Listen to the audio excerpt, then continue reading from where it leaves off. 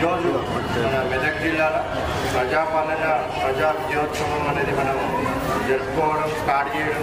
So ఇప్పుడు ఏదైతే vehicle ఉందో సో మన కళాకారులకు ఉందో సో ఆ వెహికల్ మొత్తం అంతా ప్రజలకు అందరికీ కూడా ప్రతి గ్రామానికి కూడా సుమారుగా ప్రతి ఒక్క రోజు కూడా 3 గ్రామాలు కవర్ చేసి సో ప్రజాపాలన ప్రారంభమైన నాటి నుంచి సో ఏమేమైతే విజయాలు ప్రజాప్రభుత్వం ప్రజలకు అందించిందో అదేవిధంగా ప్రజల జీవన విధానం సో వాళ్ళకి ఏ విధమైన మెరుగుపరచడానికి ఏమేమి కార్యక్రమాలు చేపట్టిందో సో అవన్నీ కూడా వాళ్ళకి వివరించి ప్రజలకు అందరూ కూడా పాటల రూపంలో కళాకారులందరూ కూడా చెప్పడం జరుగుతుంది. సో ఇప్పుడు ఈరోజు మనము మన ఆర్టీసీ బస్ స్టాండ్లో ఇక్కడ మనం ఈ పాలన ప్రజా విజయోత్సవం అనేది మనం ఈరోజు ప్రారంభించుకుంటూ ఉన్నాం.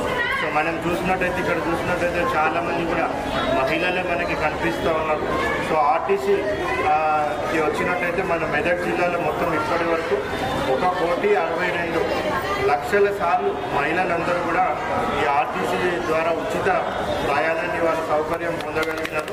సో దాని ద్వారా ప్రభుత్వం సుమారుగా 53,84,00,000 రూపాయలు కూడా ఖర్చు చేసి మహిళలకు అందరికీ కూడా ఉచిత ఆర్టీసీ ప్రయాణం కూడా అందించడం జరిగింది. కార్యక్రమం ద్వారా 200 యూనిట్ల వరకు ఉచిత విద్యుత్ సుమారుగా 1,25,000 మందికి కూడా ప్రభుత్వం అందించింది. సో వాళ్ళందరికీ దాన్ని కూడా 31 కోట్లు 31 కోట్ల సబ్సిడీ కూడా వాళ్ళందరికీ కూడా అందించడం జరిగింది. రైతు భరోసా ద్వారా 2,63,000 రైతులకు సుమారుగా 194 కోట్ల రూపాయలు ఖర్చు చేసి రైతు భరోసా పథకం వాళ్ళందరూ కూడా 5,000 రూపాయలు చొప్పున యాసంగికి వాళ్ళందరికీ కూడా అందించడం జరిగింది.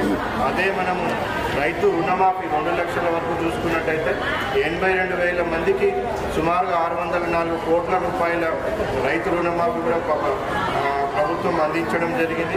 అదేవిధంగా ఎంప్లాయ్మెంట్ డిపార్ట్మెంట్ నుంచి ఎంప్లాయ్మెంట్ కార్డ్స్, అదేవిధంగా పాఠశాల విద్యార్థులను ప్రోత్సహించడానికి వాళ్ళకందరికీ కూడా ఫ్రీ యూనిఫామ్స్, అదేవిధంగా ఉపాధ్యాయుల పదోన్నతులు వాళ్ళ బదిలీలు అవన్నీ కూడా చేపట్టడం జరిగింది. సో అదేవిధంగా అమ్మ ఆదర్శ పాఠశాల కమిటీలు ఏర్పాటు చేసి వాటి ద్వారా సుమారుగా 562 స్కూళ్లకు 20 కోట్ల ద్వారా మంచి వసతులు అవన్నీ కూడా కల్పించడం జరిగింది. 1,50,000 కుటుంబాలకు ఆల్రెడీ సర్వే కంప్లీట్ అయిపోయింది.